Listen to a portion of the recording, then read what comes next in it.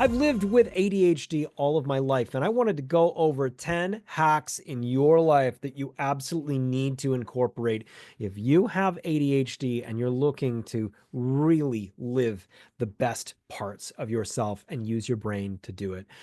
Number one is mindfulness and meditation. I know that a lot is talked about with regard to this, but there's a reason why all of this is talked about. Making sure that you have at least once a day 5 to 10 minutes of a mindfulness exercise. That means meditation. And I know, look, I've got ADHD. Doing a mindfulness thing feels like I can't stop my brain. I can't just sit there and not focus on anything. Well, that's a misnomer about meditation. It's not that you're not focusing on anything. It's that you need to focus your focus. What can help you is guided meditations, things that you can listen to with a voice that is consistently pushing you along the way. Focus on your breathing. Focus on this. Let other thoughts go. If you're doing this, you're doing something that is going to prolong your ability to focus. The things that damage it are things like scrolling that condition your brain to have smaller levels of focus. Mindfulness and meditation is absolutely essential for you. The second thing that you need to incorporate into your life is movement and exercise. If you focus better when you're moving, how many of these phone calls can you take while you're actually walking? Here's the bottom line. You need something to keep you active, to actually raise your heart rate every single day. What you can't see outside of the camera shot here is that I've got a rowing machine that is right next to my desk. Every single day, I get on that rowing machine, I put something on that helps me focus, and I row, row, row. Get my heart rate up. I feel so much better able to actually focus after I have some movement. I feel how difficult it is for me to focus if I've gone several days without incorporating exercise. If you're ADHD, if you're highly distractible, exercise is going to help you, whether it's cycling or weightlifting or something like that. Orange Theory does a lot of really wonderful things. Make sure that you have a daily practice of being active every single day. Action number 3, and it's something that we therapist types call sleep hygiene.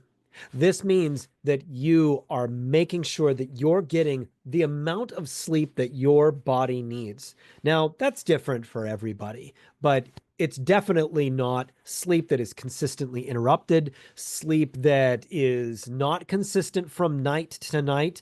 Make sure that you have a bedtime, some sort of routine. And when you get into bed, that blue light on your phone is something that has the potential to keep you up for a while. Are you waking up in the middle of the night?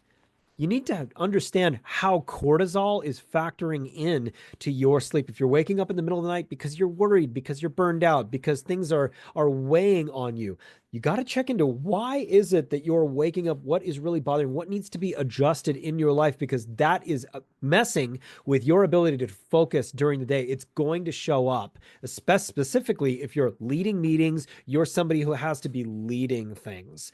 Making sure that you have consistent every single night. Phone is on airplane mode all the way through the night. Good, strong sleep. That is so important for you. The next thing is number 4, nutrition and diet. We've been raised eating things that probably aren't that great for us. So whole foods, things that have color.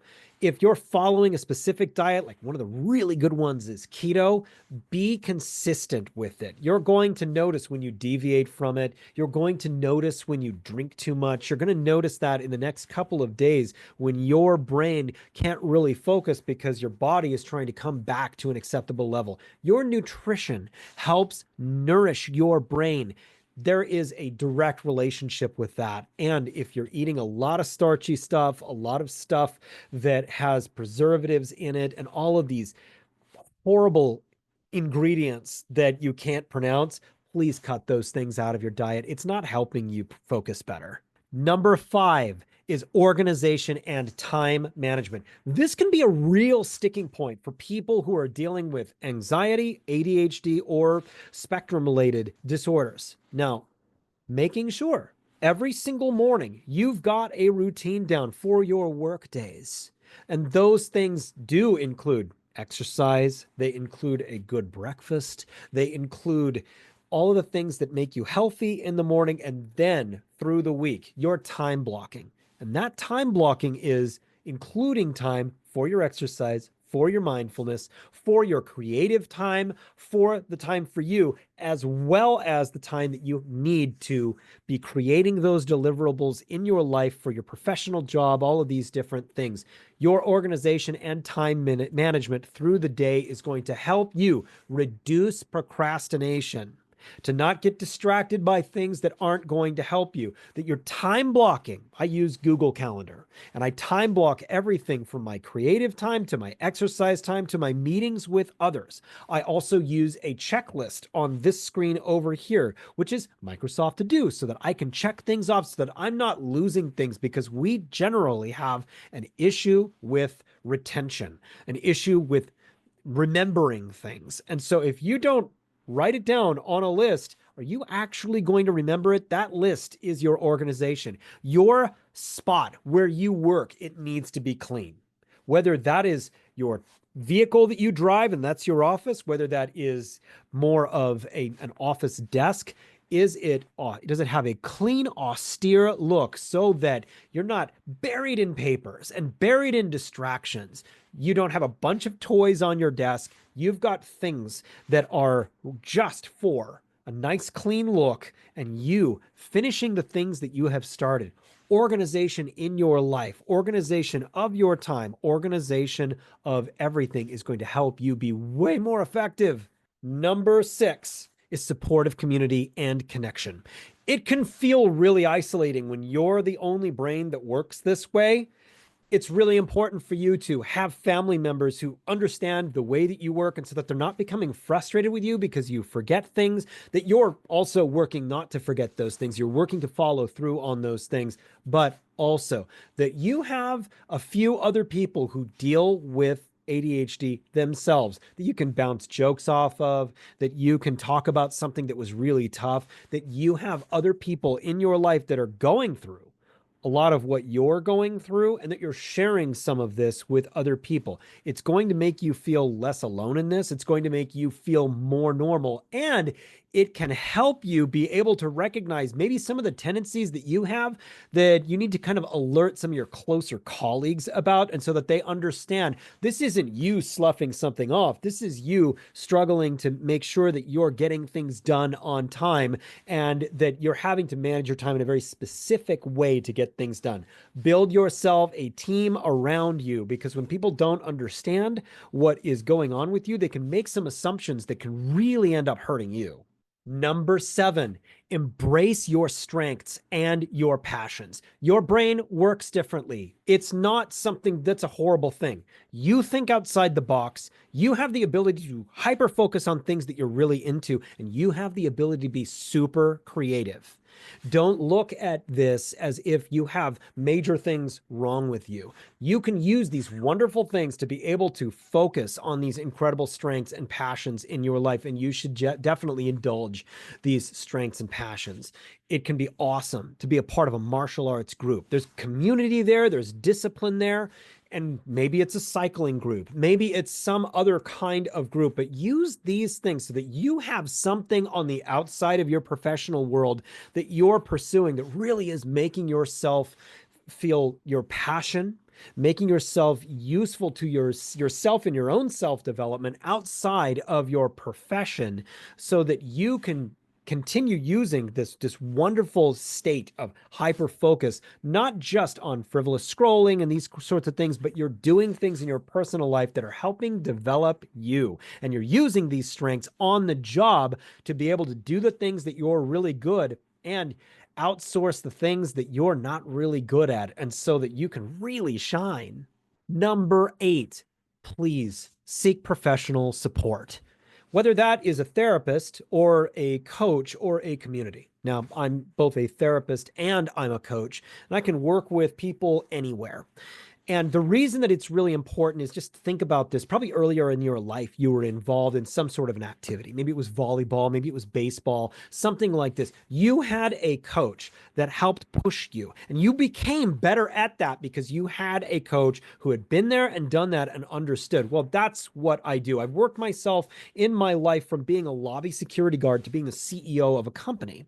And what I do now is I coach people who are struggling with ADHD or other high focused people who are struggling with their own focus or burnout to transcend those things. And so that you're really getting where you need to go. The importance of this is that ADHD people do really well with structure and really well with accountability.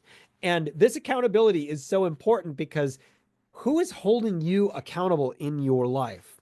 Who is following up with you, making tangible goals that are really tailored to you and making sure that you're actually doing that? Invested in you and where you go. If you'd like to talk to me, go to my website, which is www.mindfulmutiny.com, and click on the consultation tab, and so that you can come and we can have a 15-minute conversation. See how I can help you. Number 9, exercise some self-compassion and some acceptance. It can be incredibly difficult. It can be incredibly demoralizing, I think is the word, really, for you to experience the kind of rejection, the kind of disappointment, the kind of frustration that you experience over and over and over in your life because of the effects of ADHD. You've dealt with this all of your life, and it's been really tough.